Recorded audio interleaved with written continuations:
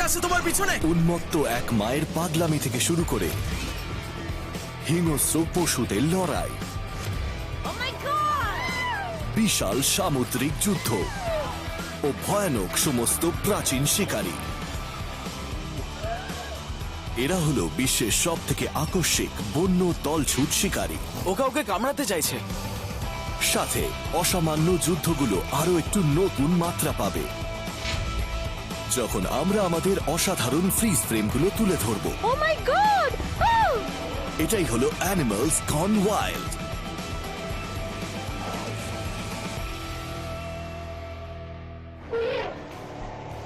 বলা হয় যে যত বড়সড় হয় সে তত জোরে আছাড় খায়। তাই যখন 40 টন ওজনের একটা প্রাণী ঘাড়ের উপরে পড়ে তখন দিনটা যে আপনার উপর ভারী পড়বে সেই নিয়ে কোনো সন্দেহ নেই। ও মাই গড! মনরে বে, ক্যালিফোর্নিয়া, মস ল্যান্ডিং নামক প্রাচীন ফিশিং ভিলেজের কাছে চোখে পড়ে নানা রকমের সামুদ্রিক ভোঁদড়, হারবার সিল ও মাঝে মাঝে বিশালাকার হাম্পব্যাক ওয়েলও। তিমিরা স্তন্যপায়ী প্রাণীদের মধ্যে সব থেকে বেশি দূরে গিয়ে বসবাস করতে পারে। কিছু মানুষের মতে এরা 8000 কিলোমিটারেরও বেশি যেতে পারে। এই মন্টারে বেটা বিশেষ করে হাম্পব্যাক ওয়েলগুলোকে ঘুরে বেড়াতে দেখার জন্য সব থেকে ভালো জায়গা। এরা একেবারে উপরের দিকে থাকে, তাই কোনো টুরিস্ট বোর্ড থেকে এদেরকে খুব ইজিলি দেখা যায়। বে এরিয়াতে আজ সেপ্টেম্বর মাসের একটা শান্ত সকাল। কায়াক শেখানোর গাইড শন ফিউরি একটা ট্যুরিস্টদের দলকে খুব কাছ থেকে একান্তভাবে তিমি দেখাতে নিয়ে যাচ্ছেন। উনি জানিয়েছেন ওই স্কুল বাসের মাপে স্তন্যপায়ী প্রাণীগুলোর থেকে অন্তত 90 মিটার দূরে থাকতে, কারণ কোনো একটা একটু বেশি কাছে চলে আসলে বিপদের সম্ভাবনা আছে। তিমি দেখার সময় সবসময় এরকম সহজাত একটা ঝুঁকি কাজ করে। যদিও আপনি একটা নির্দিষ্ট নিরাপদ দূরত্ব বজায় রাখতে চান, তবু ওরা খুব হিংস্র হয় আর ওরা ওখানে খাবারের খোঁজে থাকে। ওরা অনেকটা সময় জলের নিচেই কাটায়, তাই আসল সমস্যাটা হলে আপনি জানতে পারবেন না ওরা কোথা থেকে ঝাঁপিয়ে পড়বে। কয়েকজন কায়াকার যখন জলের উপর দিয়ে এগিয়ে চলে তখন কোনো রকম ওয়ার্নিং ছাড়াই হাম্পব্যাক ওয়েলের একটা ছোট দল তাদের পিছু নেয়। আর জলের নিচে এদের সর্বোচ্চ গতি 16 মাইল প্রতি ঘন্টা হওয়ায় এদের হাত থেকে পালানো খুব কঠিন। 16 মাইল প্রতি ঘন্টা, এটা হাম্পব্যাক ওয়েলের সর্বোচ্চ গতি। হয়তো এটা শুনে তেমন দ্রুত মনে হয় না, অর্কাসরা এদের থেকে দ্বিগুণ দ্রুত যেতে পারে, কিন্তু এরাও বেশ দ্রুত। তাই বেশিরভাগ মানুষই এদের সামনে থেকে নৌকো করে পালাতে পারে না। ওটা দেখো কি বড়! আমরা অনেকগুলো তিমি দেখতে পাই, আমার জীবনে দেখা সব থেকে বেশি তিমি। দেখো ওটা। কায়াকাররা ঠিক যেটা চেয়েছিল সেটাই পেয়েছে। টুরিস্টদের একটা অন্য দল যখন ওই সমস্ত কিছু রেকর্ড করছে তখন একটা তিমি জলের ভেতর থেকে ঝাঁপিয়ে উঠে বিশাল চেহারাটা দেখিয়ে সবাইকে অবাক করে দিল। কিন্তু তখনই হঠাৎ অন্য একটা তিমি জলের নিচ থেকে উপরে ঝাঁপিয়ে ওঠে।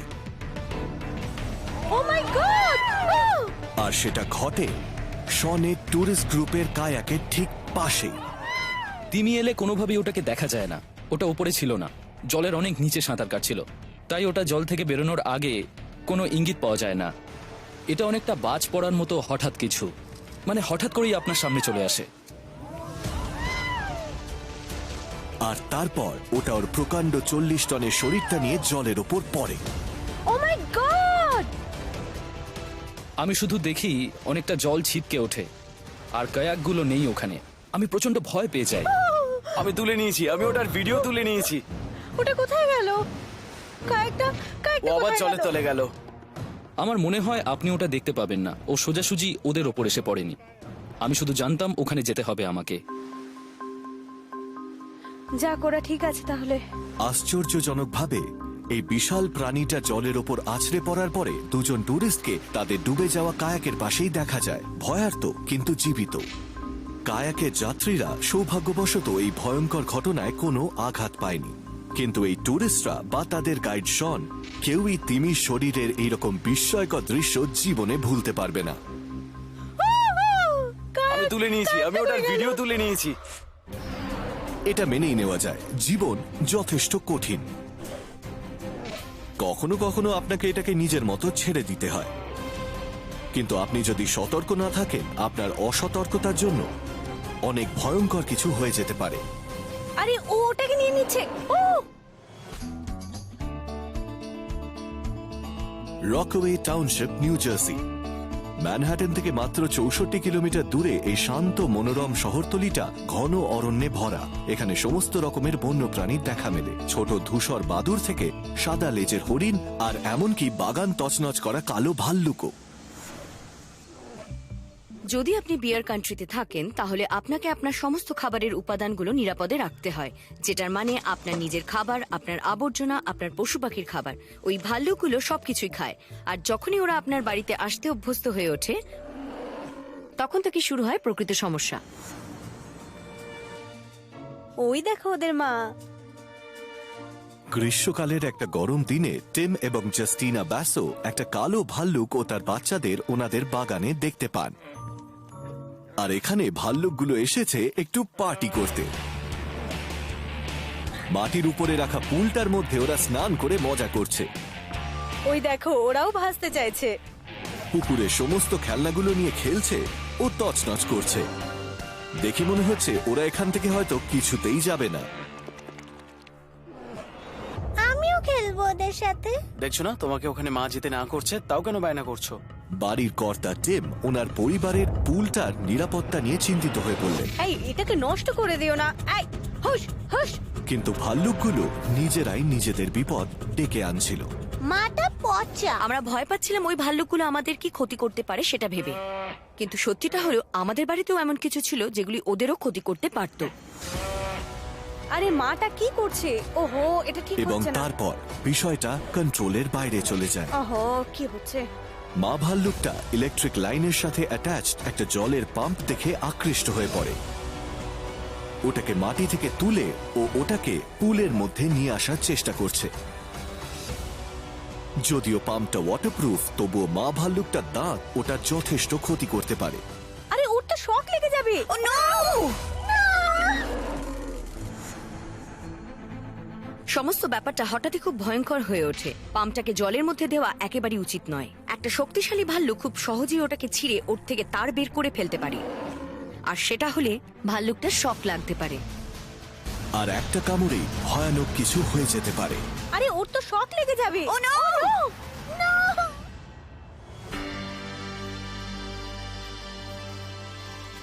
কিন্তু লাকিলি পাম্পটার ওয়াটারপ্রুফ কেসিংটা নষ্ট হয়নি।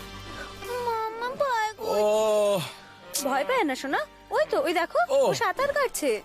মা ভাল্লুকটা ওরকম মারাত্মক একটা ঝুঁকি নেওয়া সত্ত্বেও আশ্চর্যজনকভাবে কোন রকম ক্ষতি ছাড়াই আবার স্নান করতে শুরু করে।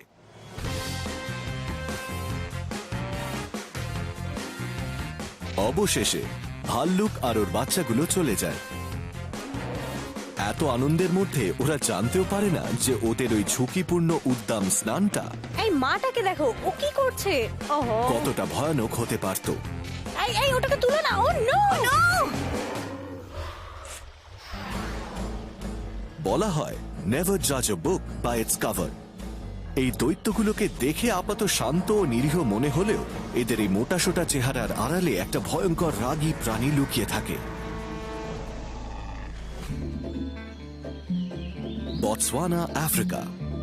চবি নদীর তীরে ঘন সবুজ ঘাসের জমিগুলো বিভিন্ন প্রজাতি তৃণভোজী প্রাণী এবং সবথেকে আক্রমণাত্মক এক প্রাণীর বাসস্থান, আর সেটা হলো জলহস্তী। জলহস্তিরা তৃণভোজী হয়, ওরা গাছপালা খায়, আর ওরা পশু পাখি শিকার করে না বলে মানুষ বুঝতে পারে না যে আসলে ওরা কতটা ভয়ঙ্কর হতে পারে। স্থলজ প্রাণীদের মধ্যে জলহস্তিদের দাঁতই সব থেকে বড়। ওদের চোয়ালের নিচের দাঁতগুলো 1.5 ফুটেরও বেশি লম্বা হয়, আর কামড়ের শক্তি প্রবল, যেটা হতে পারে প্রায় 2000 পাউন্ড পার স্কোয়ার ইঞ্চ, যেটা অত্যন্ত মারাত্মক, মানে ভীষণ। অ্যাডভেঞ্চার ফটোগ্রাফির জন্য আজকের দিনটা একটা সাধারণ দিনের মতোই, যেখানে ফটোগ্রাফাররা কাছ থেকে একান্তভাবে কোনো একটা দুর্দান্ত ছবি তোলার সুযোগ পাবে। এবং আজ এই টুরিস্টরা হয়তো ওদের আশার থেকেও বেশি কিছু পাবে। দলটা দেখতে পায় কোনো একটা বস্তু জলের মধ্যে দিয়ে ওদের নৌকোর ডান দিকে চলে এসেছে। আকার দেখে বোঝা যায় এটা একটা বিশাল বড় জলহস্তী। এবং এই দৈত্যাকার প্রাণীটা কেবল স্নানই করছে না, ও একই সঙ্গে টুরিস্ট বোঝাই নৌকাটার দিকে সাঁতার কাটছে এবং অত্যন্ত দ্রুত গতিতে ওদের দিকে এগিয়ে আসছে। সবাই জানে কুমিরেরা জলের নিচে খুব দ্রুত যাতায়াত করতে পারে, আর ওরা সাধারণত এইরকম পরিবেশেই থাকে, কিন্তু কেউ জানে না যে জলহস্তিরাও অত্যন্ত দ্রুত হয়। এরা ঘন্টায় 23 কিলোমিটার পর্যন্ত সাঁতার কাটতে পারে। এমনকি জানা যায় যে এরা জলের মধ্যে টুরিস্ট বোঝাই নৌকাতেও আক্রমণ করে। ড্রাইভারটা মরিয়াভাবে ইঞ্জিনটাকে সব থেকে দ্রুত চালানোর চেষ্টা করে, কিন্তু এই আফ্রিকান দৈত্যটা আরো কাছে পৌঁছতে থাকে। হঠাৎই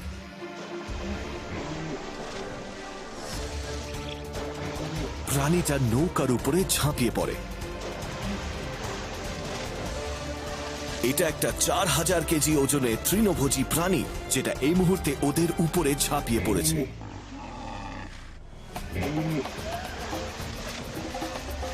কিন্তু ও যথেষ্ট দ্রুত নয়। ওই বিশাল আকারের প্রাণীটা খুব অল্পের জন্য নৌকা অবধি পৌঁছাতে পারে না। ট্যুর গাইড ও ওনার আতঙ্কিত অতিথিরা জায়গাটা থেকে নিরাপদে বেরিয়ে যায়। অবশেষে ফটোগ্রাফাররা ওনাদের ক্যামেরায় একটা অসাধারণ ও ভয়ানক সাক্ষাতের ছবি বন্দী করে এবং সাথে একটা ইম্পর্টেন্ট সুরক্ষা পদ্ধতি শিখতে পারে। যদি আপনি অন্য কারোর এলাকায় যান, তখন দূরত্ব বজায় রাখুন ও খেয়াল রাখুন যাতে সহজে ওখান থেকে বেরিয়ে আসতে পারে। একটা চঞ্চল বিড়াল কি ঘরোয়া প্রাণীদের মাঝে শান্তির পরিবেশ নষ্ট করতে পারে? আপনি কিছুতেই মিস করতে চাইবেন না এই এপিসোডের ফ্রিজ ফ্রেম।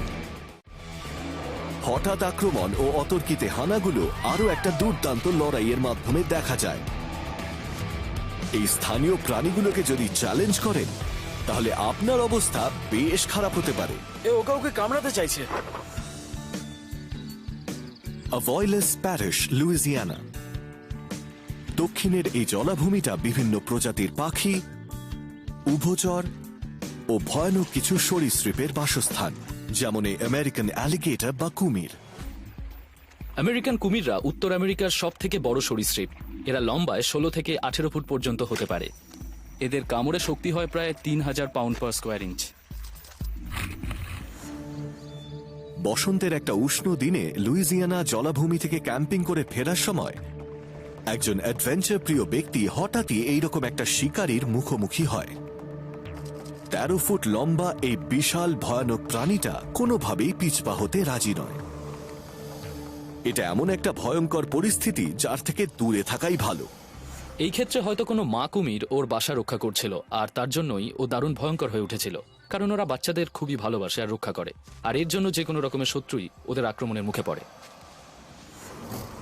ও কাউকে কামড়াতে চাইছে। কিন্তু ট্রাকটাকে এই সাহসী ব্যক্তিটা পেছনে নিয়ে আসার বদলে আরো কিছুটা এগিয়ে নিয়ে যান। এটা এখন একটা আত্মসম্মানের লড়াই।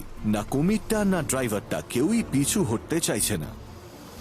আর যখনই ট্রাকটা খানিকটা এগোচ্ছে, প্রাণীটার হাঁ মুখটাও ততটাই বড় হয়ে যাচ্ছে। পরিষ্কারভাবে বোঝা যাচ্ছে ও একেবারেই খুশি নয়। অবশেষে ড্রাইভারটা সিদ্ধান্ত নেয় এগিয়ে যাওয়ার। উনি ট্রাকটাকে সামান্য খানিকটা এগোবার চেষ্টা করলেও কুমিরটা কোনো জায়গা ছাড়তে চায় না। আর হঠাৎই ওটা কামড় বসায়, আর এক কামড়েই ট্রাকটার ফ্রন্ট বাম্পারের 12টা বেজে যায়।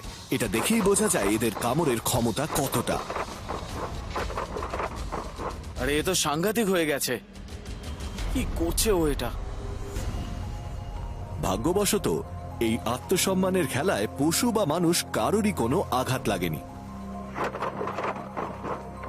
এবং ধীরে ধীরে দুজনেই আলাদা আলাদা দিকে চলে যায়।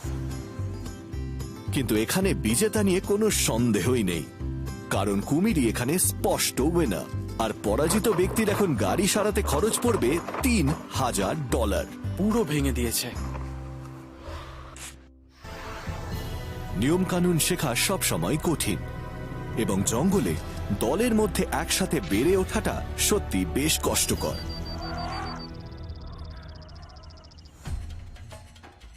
Kruger national park, south Africa. এই বন্য প্রাণী সংরক্ষণ কেন্দ্রটা বিশ্বের সব থেকে বড় স্যাংচুয়ারিগুলোর মধ্যে অন্যতম এবং এদের ভালোবাসা ও গর্ব হল এদের প্রিয় হাতি। আফ্রিকান হাতি হলো বিশ্বের সব থেকে বড় স্থলজ প্রাণী। এরা জন্মাবার পর খুব ছটফটে হয়ে যায় আর ক্ষুধার্ত হয় এবং নিজের মা ও দলের অন্যান্য সদস্যদের ওপর যথেষ্ট নির্ভরশীল থাকে। গ্রীষ্মের মাঝামাঝি একটা উষ্ণ দিনে একটা দল জলের খোঁজে বেরিয়েছে যেখানে ওরা স্নান করতে পারবে। কিন্তু ওরা পার্ক রোড পেরিয়ে যাওয়ার সময় একদল সোয়ালো পাখি একটা বাচ্চা হাতি দেখতে পায় এবং সাথে সাথে ওরা রক্ষণাত্মক হয়ে পড়ে। বাচ্চাটা রাস্তা হারিয়ে ফেলে। পাখিদের কোলাহলে ও বিভ্রান্ত হয়ে কয়েক সেকেন্ডের মধ্যেই দল থেকে সম্পূর্ণভাবে আলাদা হয়ে পড়ে। এই বাচ্চা হাতিটা হয়তো এই প্রথমবার একসাথে এত পাখি দেখছে, হয়তোবা ও সামান্য কৌতূহলী হয়ে পড়ছে, বা হয়তো একসাথে এত পাখি উঠতে দেখে ও বিরক্ত হচ্ছে। বাচ্চা হাতিটা নিজেকে বাঁচানোর জন্য সমস্ত কিছু করছে। হারিয়ে যাওয়ার ফলে ও একেবারে ভীত হয়ে পড়েছে, তাই ও নিজের ও দলটার মধ্যে দূরত্ব আরো বাড়িয়ে ফেলেছে। একটা বাচ্চা হাতিকে কোনো দল বা ওর মা ছাড়া দেখতে পাওয়াটা খুব খারাপ ব্যাপার। ওরা ওদের দল বা মায়ের ওপর অত্যন্ত নির্ভরশীল, আর সেই জন্য ওরা নিজেরা বেশি দিন একা একা বেঁচে থাকতে পারে না। এরপর বাচ্চা হাতিটা এবার শেষবার মরিয়া হয়ে দৌড়য়, কিন্তু ওর সাহসিকতাটা কি কাজে দেবে? অবিশ্বাস্যভাবে বাচ্চা হাতিটা একটা মালগাড়ির মতো পাখিদের ভিড় ঠেলে বেরিয়ে যায় আর রাস্তার উল্টো দিকে নিজের পরিবারের সাথে গিয়ে মিশে যায়। অবশেষে এখানে লড়াইয়ের সময় হাতিটার আকার নয়, হাতিটার লড়াই করার ক্ষমতাই তাকে জয়ী করল। এরপর দেখব আরো অনেক অবিশ্বাস্য চোরা শিকার, যখন একটা প্রাচীন পিতৃপুরুষ নিজের ক্ষমতা দেখাবে। উঁচু থেকে ঝাঁপিয়ে পড়া বা আশ্চর্যজনক লড়াই। একটা হামলা এমন সময় হতে পারে যখন আপনি হয়তো এক্সপেক্টই করছেন না। এখন সময় এই এপিসোডের ফ্রিজ ফ্রেমের। টাইচাং, তাইওয়ান। এটা একটা শান্তিপূর্ণ ঘুমের সময়, যেখানে পোষ্য বিড়াল ব্যারন ও কুকুর লাইফু ওদের মালিকের বিছানায় শুয়ে আছে। কিন্তু ওদের এই শান্তির বিশ্রাম এই ঘরোয়া শিকারীগুলোর প্রতিক্রিয়া শক্তি কমিয়ে দেয়, আর এই বিড়ালটা ভাবছে এখনই সময় আক্রমণ করার। তবে কেন ব্যারন এইরকম একটা সুন্দর ঘরোয়া পরিবেশ নষ্ট করছে? ওদের একসাথে বেড়ে ওঠার আগে ওদের প্রজাতির অন্যান্য বিড়াল ও কুকুররা দীর্ঘদিন ধরে ভয়ানক প্রতিদ্বন্দ্বী। একটা ভুল ধারণা আছে যে নেকড়েদের বংশধর হওয়ার ফলে কুকুররাই আসলে সবথেকে ভালো শিকারী, কিন্তু এটা সত্যি নয়। উত্তর আমেরিকার প্রাচীন ফসিল রেকর্ড থেকে জানা যায় বিড়ালরাই কুকুরদের থেকে অনেক বড় শিকারী ছিল, এবং ওরা সেই সময় কুকুরদেরও শিকার করত। এমনকি কুকুরদের 40টা প্রজাতি বিড়ালদের জন্যই লুপ্ত হয়ে গেছে। এখন ব্যারনের এই আক্রমণ কি বাড়িটাতে একটা অশান্তির ঝড় তুলে দেবে? এটা কি প্রাচীন ইতিহাসের একটা রাজকীয় যুদ্ধে পরিণত হবে? একটা বিড়ালের আত্মরক্ষার অস্ত্র হলো ওদের থাবার ধারালো নখগুলো, যেগুলি ওরা বেড়ে ওঠার সাথে সাথে আরো ধারালো বানাতে থাকে। কুকুরদের নিজেদের আত্মরক্ষার মূল বিষয় হলো ওদের কামড়, যেটাতে গড়ে প্রতি বর্গ ইঞ্চিতে 320 পাউন্ড চাপ কাজ করে, আর এটা একটা বিড়ালকে মেরে ফেলার জন্য যথেষ্টই বেশি। দেখা যাক এই দুই প্রজাতির মধ্যে ঘরোয়া একতা প্রজাতির মধ্যে যুদ্ধে বদলাতে পারে কিনা। আমরা দেখব এই এপিসোডের ফ্রিজ ফ্রেমে। ব্যারন ওর পাশে শুয়ে থাকা বন্ধুকে একবার নয়, দুবার মেরেছে, কিন্তু অবিশ্বাস্যভাবে বেচারা শান্ত কুকুর লাইফু এতটুকু চিন্তিত নয়। ও আবার শুয়ে পড়ে কোনো রকম প্রতিহিংসা না দেখিয়েই। যদি কোনো কুকুরকে ঘুষি মেরে ঘুম থেকে জাগানো হয়, তাহলে তার থেকে একটা হিংস্র প্রতিক্রিয়া পাওয়া যেতে পারে। এই কুকুরটার যেমন রিয়াকশন দেখানোর কথা ঠিক তেমনটা দেখাচ্ছে না। এই কুকুরটার সাথে এই ছোট্ট বিড়ালটা এর আগেও একই রকম করেছে। এই বাড়িটাতে যেখানে প্রাচীন শত্রুরা শান্তভাবে বসবাস করছে, সেখানে একটা ব্যাপার নিশ্চিত, বিড়ালটা কুকুরটাকে শান্তিতে ঘুমোতে দেবে না।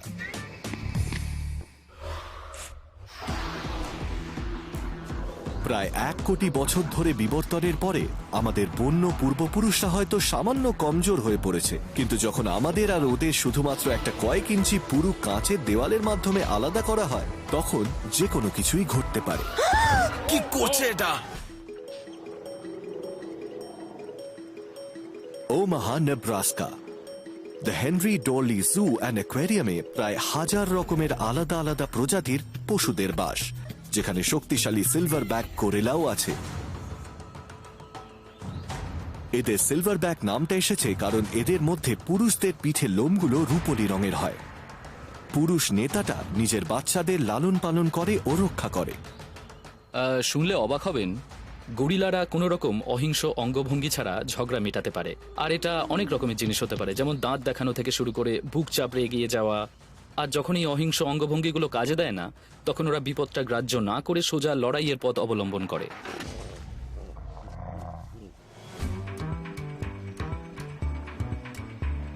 আজ চিড়িয়াখানায় ভিড় কিন্তু বেশ জমেছে। অনেক ছোট ছোট পরিবার 100-রও বেশি পশুদের ডেরার বাইরে ভিড় জমিয়েছে। গরিলাদের খাঁচায় কিজিটো, যে দলের প্রধান সিলভারব্যাক, শান্তভাবে ঘুরে বেড়াচ্ছে, যেন ও এই উৎসুক দর্শকদের নিয়ে এতটুকু চিন্তিত নয়। কিন্তু সবার ক্ষেত্রে তা নয়। গরিলারা মূলত শান্তশিষ্ট প্রাণী হলেও একটা সিলভারব্যাককে কখনোই বিরক্ত করা উচিত নয়। গরিলারা বিশ্বের সব থেকে বড় শিকারী হয়। এরা সত্যি বেশ বড়। ছেলেরা 160 থেকে 180 কেজি পর্যন্ত ওজনের হয়, আর এদের আয়তনের সাথে সাথে এদের গায়ে শক্তিও যথেষ্ট বেশি হয়। একটা সাধারণ মানুষের চেয়ে এরা প্রায় 6 থেকে 15 গুণ বেশি শক্তিশালী হয়, এবং এরা ঘন্টায় প্রায় 40 কিলোমিটার বেগে দৌড়াতে পারে।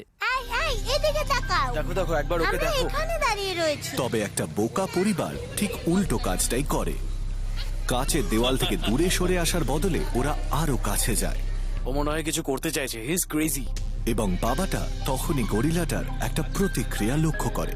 যেহেতু কিজিটো খাঁচাটার মাঝখানে চলে যাচ্ছে, তাই বোঝা যাচ্ছে না ওর মাথায় ঠিক কি চলছে।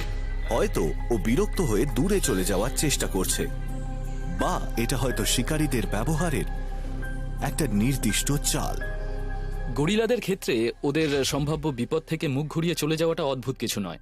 আসলে এটা ওদের শত্রুদের অন্যমনস্ক করার জন্য, আর এই সময়ই ওরা শত্রুদের উপর অতর্কিতে আক্রমণ করে। তখনই একটা ছোট মেয়ে অবিশ্বাস্য কাজটা করে ফেলে। ও নিজের বুক চাপড়ায়। ওর কাছে এটা একটা মজা হলেও কিজিটোর কাছে এটা যুদ্ধের আহ্বান।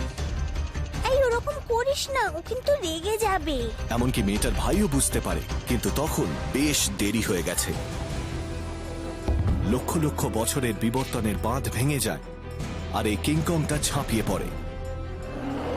কিজিটো ওর দানবিক 170 কেজি ওজনের শরীরটা দিয়ে বাচ্চা মেয়েটা ও তার পরিবারের উপর ঝাঁপিয়ে পড়ে। কিন্তু পরিবার ওখানেই দাঁড়িয়ে থাকে, নিশ্চিত যে কাঁচটা ভাঙবে না। কিন্তু সত্যি কি তাই? কি করছে এটা? ক্ষিপ্র গরিলাটা ওর খাঁচার পাশে এসে ধাক্কা মারে, আর কাঁচটা ফেটে যায়। মনে হচ্ছে ও যেন এটা ভেঙে বেরিয়ে আসবে। কি করছে এটা? ও সৌভাগ্যবশত শক্ত কাঁচটা নিজের কাজ করেছে, এবং পরিবারটা ভয় পেয়ে গরিলাদের খাঁচাটা ছেড়ে চলে গেল। ভাগ্যক্রমে সবাই অক্ষতই ছিল, কিন্তু কিজিটোর শারীরিক ক্ষমতার অসাধারণ উদাহরণটা একটা অত্যন্ত গুরুত্বপূর্ণ শিক্ষা। আমরা নিজেদের যতই উন্নত ভাবি না কেন, প্রত্যেক প্রাণী আমাদের সম্মানের যোগ্য। কি করছে এটা? এখন আমাদের দর্শকদের মধ্যে একজন ক্যামেরাটা নিজের দিকে ঘুরিয়ে নেবে, কারণ এখন সময় এই এপিসোডের আই স ইট। আপনার প্রতিবেশীদের সাথে একসাথে সার্ভ করাটা একটা বড় ভুল। তাই যখনই আপনি এই স্থানীয় বাসিন্দাদের সাথে সার্ভ করবেন, তখন সব থেকে ভালো হয় যদি আপনি দূরে চলে যান, নয়তো আপনাকে সারা জীবনের মতো দূরে সরিয়ে দেওয়া হবে। Manhattan beach, California. এটা দক্ষিণ ক্যালিফোর্নিয়ার অন্যতম জনপ্রিয় সার্ফিং স্পট।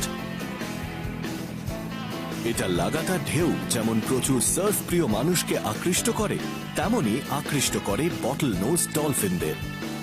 ডলফিনরা হলো একটা অত্যন্ত বুদ্ধিমান জলজ স্তন্যপায়ী। এরা দারুণ ক্ষিপ্র হয়। এদের সমস্যা সমাধানের জন্য যথেষ্ট সুনাম আছে। এছাড়াও এরা আরো একটা কাজের জন্য বিখ্যাত, সেটা হলো খোলা সমুদ্রে বেরিয়ে খেলা করা। আর আমার মতে এই খেলাটাই ডলফিন হওয়ার জন্য সব থেকে বেশি জরুরি। এটা অগস্ট মাসের শেষের দিকে একটা সুন্দর সকাল। প্যাডল বোর্ডার ম্যাট মিনিচ বিকেলে ওনার বন্ধুদের সাথে জলে নামছেন। দিনটা খুবই সুন্দর, জলটা কাঁচের মতো স্বচ্ছ, কিন্তু কখনোই জানা যায় না যে ডলফিনের দেখা পাওয়া যাবে কিনা। আন্দাজ করা কঠিন, কিন্তু আমি সবসময় প্যাডেলের সাথে ক্যামেরা লাগিয়ে রাখি। পিটার আর আমি জলে নামার পরেই দেখলাম হঠাৎ করে ডলফিন আমাদের ঘিরে ধরলো, আর সেই অভিজ্ঞতাটা দারুণ ছিল। কিন্তু এই শান্ত পরিবেশটাই বদলে যায় যখন হঠাৎই পরপর অনেকগুলো বড় বড় ঢেউ আছড়ে পড়ে, আর ম্যাট ও ডলফিনদের সার্ভ করা শুরু হয়। আমি পরের ঢেউটার দিকে যখন ঘুরি, দেখি ঢেউটার সামনে 3টে ডলফিন রয়েছে। ওরা আমার দিকে এগিয়ে আসছে, কিন্তু ভাগ্যবশত আমি ওপরে উঠে আসি, ক্যামেরাটা চালু করি আর ওদেরকে দেখতে থাকি। আর আমার সত্যি মনে হলো যে এটা আমার জীবনের বোধহয় সেরা শট। ম্যাট ডলফিনগুলোর সাঁতার দেখে এতটাই বিহ্বল হয়ে পড়েছিল যে ও খেয়ালই করেনি ওই তিনজন সোজা ওর দিকেই এগিয়ে আসছিল। ব্যাপারটা বিপজ্জনক হতে পারে। একটা জিনিস মাথায় রাখতে হবে, সেটা হলো ডলফিনরা খুবই আনপ্রেডিক্টেবল হয়, তাই ওদের থেকে দূরে থাকতে হবে আর ওয়াইল্ড নেচারকে রেসপেক্ট করতে হবে। এদের মধ্যে দুটো ডলফিন জলের নিচে চলে যায়, কিন্তু তৃতীয়টা একটা অসাধারণ কাজ করে। ও সোজা ম্যাটের দিকে ঝাঁপিয়ে পড়ে। এটা দুরন্ত গতিতে একটা ভয়ানক মুখোমুখি ধাক্কা। ডলফিনরা আসলে অনেক বড় আকারের হতে পারে, প্রায় 300 কেজির মতো। এরা ঘন্টায় 40 কিলোমিটার বেগে সাঁতার কাটতে পারে, যেটা যথেষ্ট দ্রুত। তাই নেচারের শক্তি এবং তার ক্ষমতাকে রেসপেক্ট করতেই হবে। অবিশ্বাস্যভাবে একদম শেষ মুহূর্তে ডলফিনটা ম্যাটকে দেখতে পায় আর ঠিক ধাক্কা লাগার আগেই নিজের শরীরটাকে ঘুরিয়ে নেয়। আর তাতেই কাজ হয়, ম্যাট অক্ষতভাবে ফিরে আসে। আমি বিশ্বাস করি ডলফিনটা আমার প্রাণ বাঁচিয়ে দিয়েছে। ও জল থেকে বেরোনোর সাথে সাথে আমাকে দেখতে পায় আর নিজের শরীরটা ঘুরিয়ে নেয়, আর ও ওটা না করলে হয়তো অনেকটা বড় ক্ষতি হতে পারত। আরে বাপরে!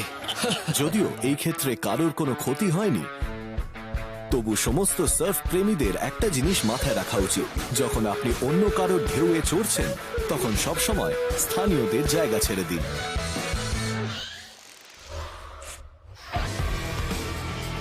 এটা এই এপিসোডের কুইজ গন ওয়াইল্ড। এখানে একটা কঠিন প্রশ্ন আছে, কোন তৃণভোজী প্রাণী আছে যে একদিনে 24টা বড় বড় পিৎজা সমান খাবার খেতে পারে? এটা কি একটা অলস লামা, একটা আদর প্রিয় গরু, একটা সমস্ত কিছু চিবিয়ে খাওয়া মুস, নাকি দুরন্ত একটা ভেড়া? এই নামী তৃণভোজীটা হয়তো আপনাকে অবাক করে দেবে। এই প্রশ্নের সঠিক উত্তর হলো দ্য মুস। মুসরা উত্তর আমেরিকার সবথেকে বৃহদাকার প্রাণীদের মধ্যে অন্যতম। যখন একটা প্রাণী এত বড় অথচ মাংস খায় না, তখন তার এত বড় চেহারাটা ধরে রাখার জন্য তাকে অনেকটা সময় ধরে খাবার খুঁজতে হয়। মুসরা ওদের দিনের বেশিরভাগ সময়টাই চড়ে বেড়ায়, আর শীতকালে যখন খাবারের অভাব থাকে তখন ওরা গাছের ছাল খেয়ে বেড়ায়। কিনকেড পার্ক, আলাস্কা। এই জায়গাটা এখানকার অপূর্ব সৌন্দর্যের জন্য বিখ্যাত। এটা লম্বা লম্বা আঁকাবাঁকা রাস্তাগুলো অসাধারণ সুন্দর দৃশ্যের সৃষ্টি করে এবং তার সাথে দর্শকদের সুন্দর স্থানীয় প্রজাতিগুলোর সাথে দেখা করার সুযোগ করে দেয়, যেমন এই আলাস্কান মুস। বেশিরভাগ সময় কোনো মুসকে শান্তভাবে চড়ে বেড়াতে দেখা যায়। এই কাজটাই ওরা দিনে 13 ঘন্টা করে। কিন্তু এদেরকে বিরক্ত করলে এরা খুব সহজেই হিংস্র হয়ে ওঠে। এরা ওজনে 1/2 টন হয় এবং উচ্চতায় 6 ফুট মতো হয়। তাই আপনি নিশ্চয়ই কোনো রাগী মুজের সামনে পড়তে চাইবেন না। মাউন্টেন বাইকার ব্রায়ান নিলি এই বিপদটাকে ভালোভাবেই জানেন। ওর 3 জন বন্ধুদের সাথে কিনকেড পার্কের সবথেকে সুন্দর অংশটায় ঘুরতে এসেছে, যেটার নাম এল ট্রেন। যে কোনো দিনই রাস্তায় যে কোনো জায়গায় আপনি মুস দেখতে পাবেন, সাথে কোনো ভাল্লুক বা অন্য কোনো প্রাণী আপনি দেখতে পেতেও পারেন। আমি যখন এখানে প্রথম আসি, আমাকে বলা হয় যে আপনি যে কোনো সময় মুস বা ভাল্লুক দেখতে পারেন। সব থেকে জরুরি হলো এদের থেকে ডিস্টেন্স মেনটেন করা এবং এদেরকে দেখলে কোনো রিয়াক্ট না করা। একটা বাঁকে এসে নীলি দেখতে পায় ওর বন্ধুরা একটা জঙ্গলের দিকে এগিয়ে যাচ্ছে, আর তখনই ও হঠাৎ দেখে ওদের বাঁ দিকে ঘন জঙ্গলের মধ্যে দিয়ে কিছু একটা এগোচ্ছে। এটা একটা দানবাকার মুস, আর ওটা সোজা ওদের দিকেই আসছে। মুসটা প্রায় একটা সাইকেল আরোহীর সাথে ধাক্কা খায়। ওটা ওর কানগুলো ঝাঁকায়, মাথাটা নিচু করে আর তারপর ধাক্কা মারা শুরু করে। আমি আগে কখনো এত কাছ থেকে মুস দেখিনি। তারপর ওটা ব্রায়ানের দিকে এগিয়ে আসে। রবকে ধাক্কা মারার পরে আমি ওখানে অপেক্ষা করছিলাম, আর তখনই ওটা আমার দিকে ঘুরে দেখে। আমি প্রথমে পালাতে যাই, কিন্তু আমি অত তাড়াতাড়ি সাইকেলটা ঘোরাতে পারিনি, তাই আমি সাইকেলটা ওখানেই ফেলে দৌড়াই। ওরকম বড় মোটাসোটা চেহারার হলেও মুসগুলো খুব দ্রুত দৌড়ায়। ওদের পিছনের পা দুটো ভীষণ শক্তিশালী হয়, যেটা ওদের দৌড়তে আর লাথি মারতে সাহায্য করে। তাই আপনার ভাগ্য যদি খারাপ থাকে, তাহলে ওদের লাথিতে আপনার মৃত্যুও হতে পারে। দৌড়াও দৌড়াও, আরে তুমি দৌড়াও না ওখান থেকে। মাউন্টেন বাইকার ব্রায়ান ও তার বন্ধুদের ভাগ্য ভালো যে এই মুসটা অ্যাকচুয়ালি রেগে নেই, সে ভয় পেয়ে আছে, তাই ও অ্যাটাক করে না, বরঞ্চ সে জঙ্গলের মধ্যে দৌড়ে পালিয়ে যায় কারোর কোনো ক্ষতি না করে। আমি জানি না তুমি কি করবে, কিন্তু আমি পালানোর কথা ভাবছি। কিছুক্ষণ পরে আমরা বুঝতে পারি যে ওটা একটা মা ছিল, ওর বাচ্চাদের রক্ষা করছিল। দুজন একা থাকলে তো ক্ষতি হতে পারতো। তাই এটাকে বলাই চলে এক্সট্রিম নেচার স্পোর্টসম্যানরা যারা এরকম জায়গায় আসে তাদের জন্য একটা ওয়ার্নিং। এই পাহাড়ের প্রকৃত মালিক হলো এই প্রাণীগুলোই। আমরা খুব লাকি ছিলাম যে ওখান থেকে বেঁচে পালাতে পেরেছি, কারণ পরিস্থিতিটা আরো খারাপ হতে পারতো সে সময়। দৌড়াও!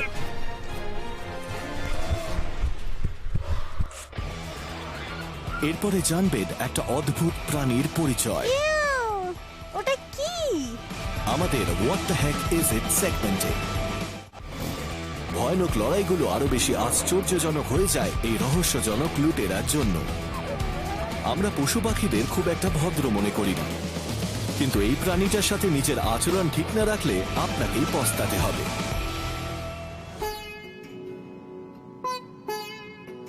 শিমলা, ইন্ডিয়া। হিমালয়ের পাদদেশে ছুটি কাটানোর এই জনপ্রিয় গন্তব্যস্থলটা বিখ্যাত এর বিশাল বাজারের জন্য, রাস্তার ধারে দোকানপাটের জন্য, আর একটা চালাক বদমাশের জন্য, দ্য রিসাস ম্যাকাক। ম্যাকাকরা শহরে ফিরে এসেছে কারণ ওরা দেখেছে ওদের বেঁচে থাকার জন্য যা যা দরকার সেগুলো ওরা এখানেই পাচ্ছে।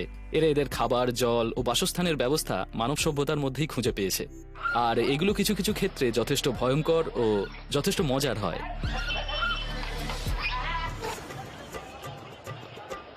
সিমলার বিখ্যাত বাজার লক্কড় বাজারে একটা ক্লোজ সার্কিট সিকিউরিটি ক্যামেরা শহরের লোকজন ও ট্যুরিস্টদের আসা যাওয়ার উপর নজর রাখছে। পুরো ব্যাপারটাই খুবই নর্মাল ছিল, যতক্ষণ না একজন গোবেচারা কম বয়সী পুরুষ এর মধ্যে ঢুকে পড়ে আর পিছু পিছু আসে একটা খুবই কৌতূহলী বাঁদর। দুর্ভাগ্যবশত এই ট্যুরিস্টটা নিজের কাজে মন দিচ্ছে না, বরঞ্চ উনি বাঁদরটাকে বিরক্ত করতে চাইছেন। হয় এটা একটা কর্তৃত্ব ফলানোর চেষ্টা বা অশিক্ষার নির্লজ্জ উপমা। ভারতের কিছু কিছু অঞ্চলে বাঁদররা এতটাই আক্রমণাত্মক হয়ে উঠেছে যে প্রায় প্রত্যেক মাসে 400-রও বেশি বাঁদর বিনা কারণেই কামড়িয়ে দেয়। এই ট্যুরিস্টটা যেটা জানে না সেটা হলো এই বানরটার ধৈর্য খুব কম, তাই ছেলেটা বানরটাকে যত বেশি বিরক্ত করছে ওটা তত বেশি রেগে গিয়ে ওপরে উঠতে থাকছে। যখন কোনো বাঁদর নিজের রাগ দেখানোর জন্য দাঁত দেখায়, এগিয়ে যায় বা আওয়াজ করে, তখন সব থেকে বুদ্ধিমানের কাজ হলো ওদের এড়িয়ে যাওয়া, ওদের দিকে তাকানো বা কথা বলা উচিত নয়। অবশেষে এই ট্যুরিস্টটা নিজের ভাগ্য নিয়ে খেলতে শুরু করলেন। উনি একটা অবিশ্বাস্য কাজ করে বসেন, উনি বানরটাকে মিডল ফিঙ্গার দেখিয়ে দেন, আর এটাই এই ম্যাকাকটা সহ্য করতে পারে না এবং ও ঝাঁপিয়ে পড়ে। বানরটা লাফিয়ে এই আতঙ্কিত ট্যুরিস্টের গায়ে পড়ে। একটা বাঁদরের আক্রমণকে যথেষ্ট গুরুত্বপূর্ণভাবে দেখা উচিত, বিশেষ করে যদি ওরা কামড়িয়ে রক্ত বের করে দেয়। সবসময় এটা মনে রাখা উচিত যে বাঁদরদের শরীরে অনেক রকমের ভাইরাসবাহী রোগ জীবাণু থাকে।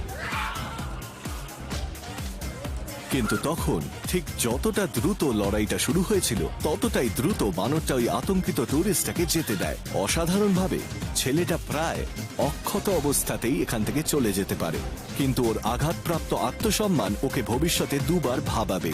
এটা আচরণ শুধরানোর একটা ভয়ানক শিক্ষা। অন্য কারোর এলাকায় গিয়ে বাদরামি করা একেবারেই উচিত নয়।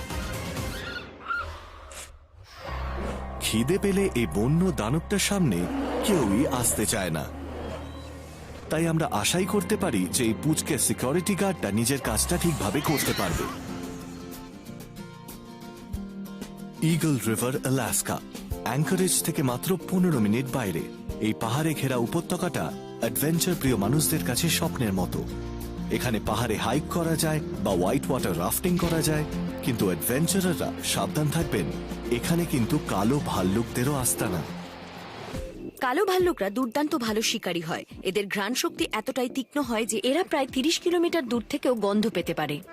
এরা খুবই সুযোগ সন্ধানী হয় এবং সহজে পাওয়া খাবারকে হাতছাড়া করে না। তাই যদি এরা কোনো বাড়ির মধ্যে খাবারের গন্ধ পায় তাহলে ওই গন্ধ শুকে ওরা আপনার বাড়ির দরজায় চলে আসতে পারে। গ্রীষ্মের একটা সুন্দর শান্ত বিকেলে একটা প্রায় 180 কিলোর অপ্রত্যাশিত অতিথি কোনো কিছু রান্নার গন্ধ পেয়ে চলে এসেছে, আর সেই অতিথি হলো একটা ব্ল্যাক বেয়ার। আর ওকে ভেতরে ঢোকা থেকে আটকাচ্ছে একটা 1/2 ইঞ্চ মোটা স্লাইডিং গ্লাস ডোর আর একটা ছোট 2 বছরের সাভানা হাউস ক্যাট যার নাম নানি। সাভানা হাউস ক্যাটগুলো হিংস্র আফ্রিকান সার্ভাল ক্যাটদের প্রজাতি। অন্যান্য বিড়ালদের থেকে এদের কান অনেক বড় হয় এবং পাও অনেক লম্বা হয়। এরা এদের স্বভাবের জন্যই বিখ্যাত। এরা খুব শক্তিশালী হয় এবং সব সময় পরিপাটি থাকতে ভালোবাসে। নানির মালিক কিন্তু জানলা থেকে দূরে থাকে, কিন্তু অদ্ভুতভাবে সামনে থাকা বিপদ দেখেও নানি কিন্তু জানলার সামনেই দাঁড়িয়ে থাকে। কিন্তু ভাল্লুকটাও পেছোচ্ছে না। যদি এটা ভিতরে ঢুকে পড়ে তাহলে কি নানির কাছে 9টা জীবন থাকবে? ঠিক তখনই নানি একটা অদ্ভুত কাজ করে বসে। ও সোজা ওই বিশাল প্রাণীটার সামনে চলে যায়। নানির পণ্য মেজাজটা দেখা দিয়েছে। এখন এটা 2 ভয়ানক শিকারীদের মধ্যে লড়াই।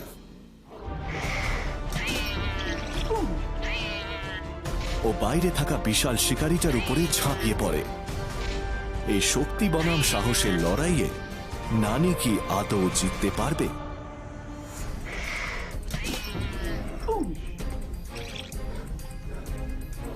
আশ্চর্যজনকভাবে কালো ভাল্লুকটা ভয় পেয়ে যায় এবং পিছিয়ে যায়। ও নিচে পড়ে যায়। এমনকি এই বিশাল শিকারীটা ভয় পেয়ে পাহাড়ের দিকে পালিয়ে যায়। তাই স্থানীয় সমস্ত ভাল্লুকদের এই ব্যাপারটা জানিয়ে রাখুন, এই বেড়ালটার সামনে তারা কিছুই নয়। এখন সময় এই এপিসোডের what the heck is it এর। ওটা কি? আপনি কি বলতে পারবেন সমুদ্রের নিচের এই রহস্যজনক প্রাণীটার নাম? একটু পরেই জানবেন in what the heck is ইট। এই বিশাল লড়াইগুলো একটা নতুন মাত্রা পেয়ে যায়। সৃষ্টি আসে প্রয়োজনীয়তা থেকে, কিন্তু যখন প্রয়োজনীয়তা হতাশায় পরিণত হয় তখন আকাশের রাজাও হয়তো বড় সমস্যায় পড়তে পারে। Anchorage, Alaska. এই রাজ্যটাতে 3000 নদী, 30 লক্ষ লেক ও 9656 কিলোমিটার কোস্টলাইন থাকায় এটা মাছ ধরার জন্য যথেষ্ট সুবিধাজনক। বহু জায়গা থেকে আউটডোর এনথুজিয়াস্টরা এখানে মাছ ধরতে আসে, আর এদের সাথে থাকে স্থানীয় শিকারীরা। আর এই সহকারী জেলেদের মধ্যে সব থেকে রাজকীয় হল আর কেউ নয়, নিখুঁত দৃষ্টির বল্ড ঈগল। ঈগলদের দৃষ্টিশক্তি আমাদের মানুষদের থেকে অনেক প্রখর হয়। ওরা 3 কিলোমিটার উপর থেকে মাটিতে নিজের শিকারকে দেখতে পায়। সেটা বেশ ইমপ্রেসিভ। আপনি যদি ওদের চোখের সাথে ক্যামেরার কোনো তুলনা করেন তাহলে বুঝতে পারবেন যে ওদের চোখে HD ভিশন আছে। ওদের চোখে যেন একটা টেলিস্কোপিক লেন্স আছে। ওরা খুব সহজেই জুম ইন বা জুম আউট করে সবকিছু দেখে নেয়। হ্যাঁ, তুই পৌঁছে গেছিস ওখানে? দুজন বন্ধু একটা শান্ত বিকেলে লেকের মধ্যে ঘুরে বেড়াচ্ছে। ওরা হঠাৎই একটা বল্ড ঈগলকে শিকার ধরতে দেখে। শিকারীটা অত্যন্ত স্পষ্টভাবে জলের নিচে মাছের দিকে নজর রাখছে,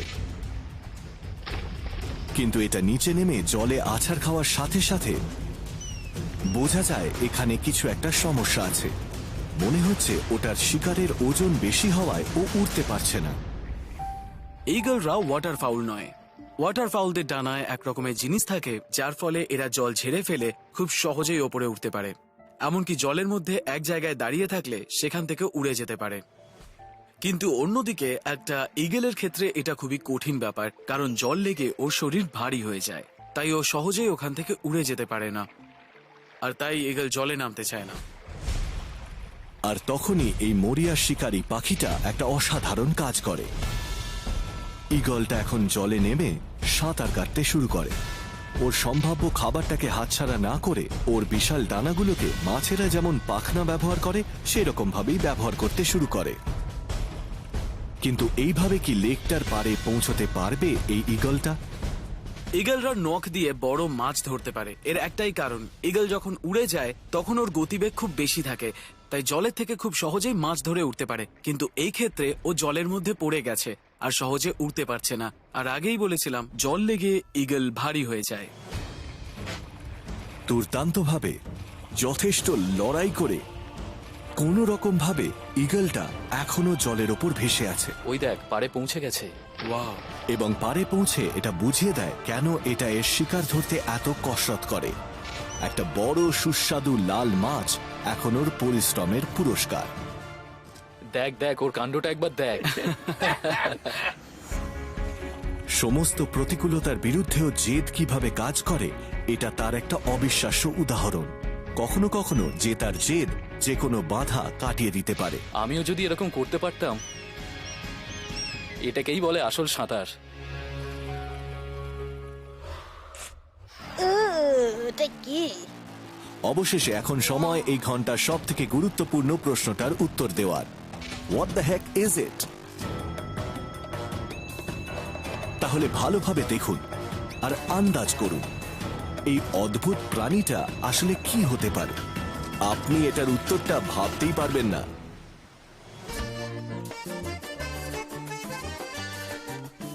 বাহা ক্যালিফোর্নিয়া, মেক্সিকো। ওহো দে লিব্রে লাগুনটা হাজার হাজার ভিন্ন প্রজাতির উদ্ভিদ ও প্রাণীদের বাসস্থান, কিন্তু কিছু কিছু প্রাণী আছে যারা সবার থেকে আলাদা। একটা জেলে এই 7 ফুট লম্বা রহস্যজনক প্রাণীটা ছবি নিয়ে অনলাইন শেয়ার করে ওনার আবিষ্কারটা সবাইকে দেখানোর জন্য। তাহলে এখন প্রশ্নটা হলো, হোয়াট দ্য হেক ইজ ইট? এটা কি? এটা আসলে একটা সায়ামিজ টুইনের অবিশ্বাস্য ও বিরল দৃশ্য। একটা বাচ্চা গ্রে ওয়েলের দুটো আলাদা আলাদা মাথা। মানুষ ছাড়াও আরো অন্যান্য প্রাণীদের মধ্যেও এরকম যমজ দেখতে পাওয়া যায়। এটা জলজ বা স্তন্যপায়ী প্রাণীদের ক্ষেত্রেও ব্যতিক্রম নয়। মিঙ্ক ওয়েল, সাই ওয়েল এবং হাম্পব্যাক ওয়েল। এটাই প্রজাতিটার ক্ষেত্রে সর্বপ্রথম সায়ামিজ টুইন। গবেষকদের বিশ্বাস, মাটার গর্ভাবস্থার শেষের দিকে এই যমজদ্বয় নষ্ট হয়ে যায়। এই অবিশ্বাস্য বাচ্চাটা জন্মের সময় মারা যায়, কিন্তু এর শরীরটা বৃথা নষ্ট হয়নি। এই অসাধারণ সায়ামিজ বিস্ময়টাকে গবেষণার জন্য পাঠানো হয়েছে। তো আজকের মতো এই বিখ্যাত লড়াই, ভয়ানক চোরা শিকার ও আচমকা হামলাতে ভরা এপিসোডটা এখানেই শেষ হলো অন অ্যানিমালস গন ওয়াইল্ড।